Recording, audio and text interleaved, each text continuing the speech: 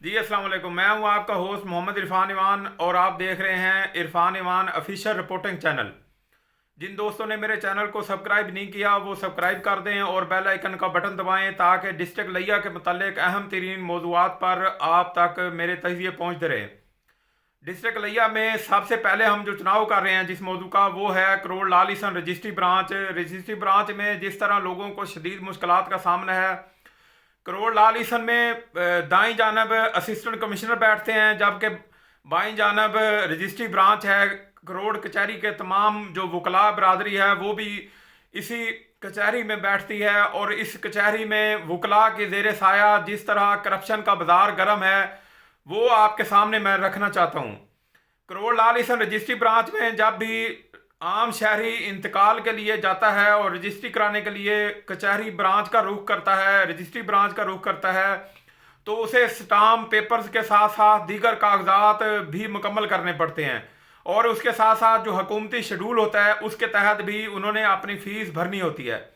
लेकिन जो registry branch में उनको अजाफी फीसें देना पड़ती हैं, करप्शन की नज़र में तहसीलदार की फ़ीस होती है, उसके साथ साथ जो कंप्यूटर में जो असिस्टेंट्स बैठे होते हैं उनकी फीसें हैं, ये सारी जर्द जर्द इकॉनमी में आ जाती है, जिसको काला धन कहा जाता है, जिसके लिए पाकिस्तान तहरीक इंसाफ की हुकूमत बड़ी तगोदो कर रही है कि किसी तरह भी करप्शन करप्शन करके करप्शन का खात्मा कर लिया जाए।